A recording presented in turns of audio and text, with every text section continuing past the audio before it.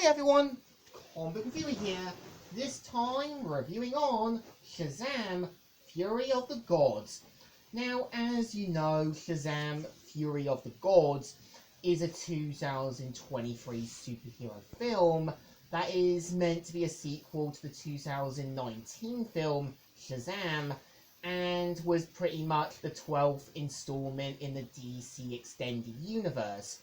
Now, yeah, keep in mind that after the whole rescheduling, kind of dealing with the whole COVID fiasco and everything else, eventually Shazam was eventually released, and I think despite the mixed reviews, and yeah, being considered inferior to its predecessor, I think people kind of put the first film a bit high on the pedestal and treated Fury of the Gods a bit on the low standard.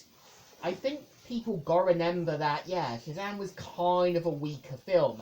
I think Fury of the Gods was doing something bigger, better, and different. So the premise of the film is meant to take place 4 years after Dr. Sivana's defeat.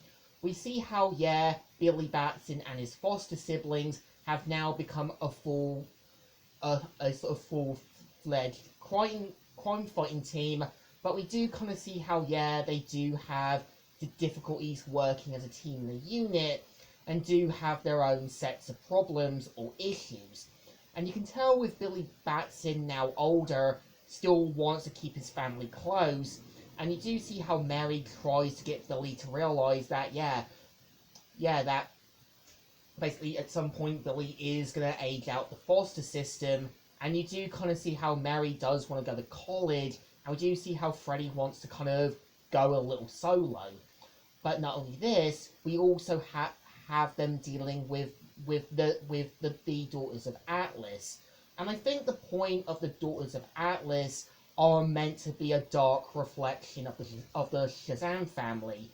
I think the point, I would say, when you do have the Daughters of Atlas, I think they're supposed to be what I think the Shazam family would become if they had been corrupted by their own sets of powers. Like, yeah, the point of Lucy Liu playing Calypso is meant to be a bit more hot-headed. You can tell she wants to kind of step up her game and be the more big shot in control. I think, yeah, when you've got the oldest sister who basically is a bit more authoritative and a bit more controlling, I think the point of Hepzibah's character is a bit like Billy, but unlike Billy, you can tell she's a bit more assertive.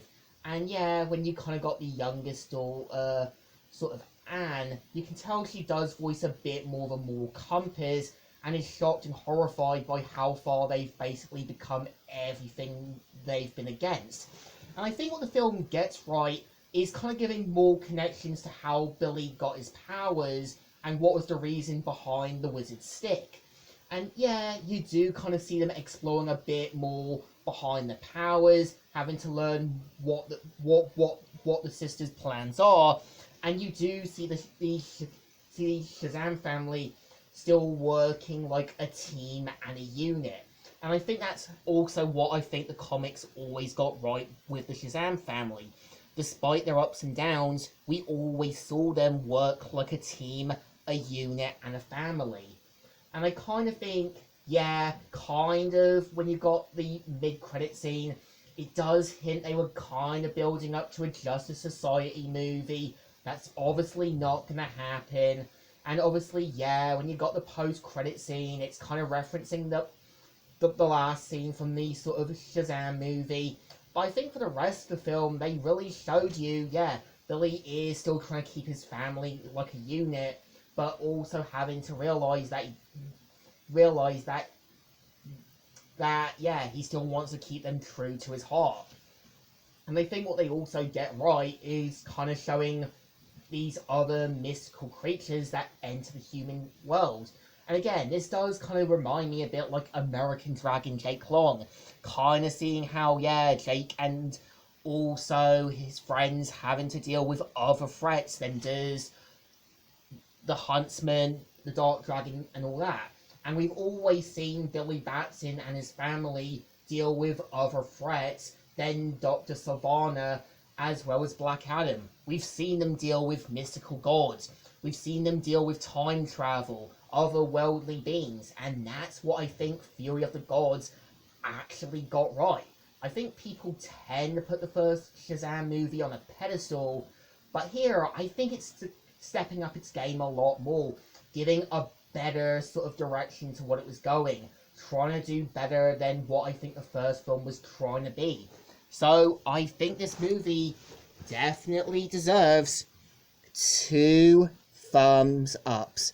Definitely a good film, definitely strengthening up its game, and definitely giving its fans what it wanted to tell. I just think people kind of expected too much after the first Shazam movie, which I think was the weakest one out there. So, Comic Reviewer here, signing out.